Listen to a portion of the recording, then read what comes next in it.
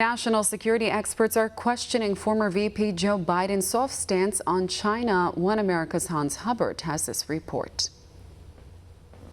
With the 2020 elections on the horizon, China's choice for U.S. president is becoming clear. According to an article published on Saturday in The Atlantic, the rift between President Trump and the Chinese government is costing lives. The article details a series of previously successful cooperations between the U.S. and the Chinese regime, including the establishment of China's equivalent of the CDC and the successful containment campaign against SARS in 2002. It also calls for increased cooperation with the Chinese government and an acknowledgement of America's shrinking ability to, quote, dictate the terms on which that cooperation occurs. Meantime, the leading contender for the Democrat nomination for president, former Vice President Joe Biden, echoed a similar sentiment at a campaign stop in Iowa in May.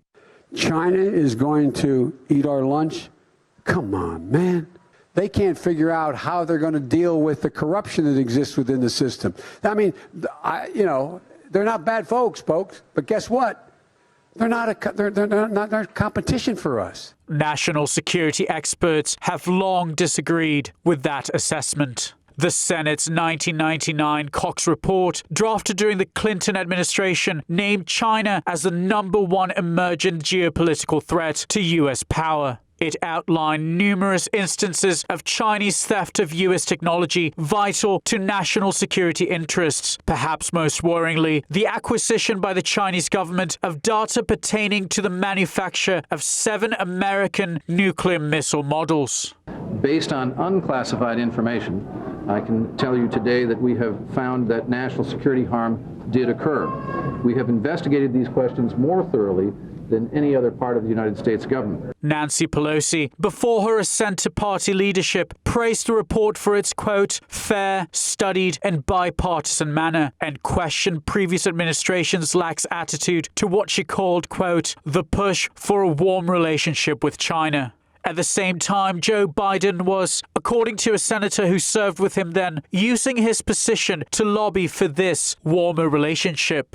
He supported the continued trade designation of China as a most favored nation against opposition both by Republicans and Democrats, and reportedly helped shepherd China into World Trade Organization membership while he was the senior Democrat on the Senate Foreign Relations Committee. In 2013, his son Hunter accompanied Biden on a state visit to Beijing. 12 days later, Hunter was named to the board of Bohai Harvest, a Shanghai-based private equity firm. Bohai Harvest would then become an anchor investor in the IPO of China General Nuclear Power Corporation, a company later accused of stealing American nuclear secrets. Analysts have questioned Biden's continued, seemingly reflexive defense of the Chinese regime, and particularly his failure to address questions pertaining to national security other Democrats have been willing to contend with, such as curbing fentanyl trafficking, helped by China's porous control on its chemical industry, and the threat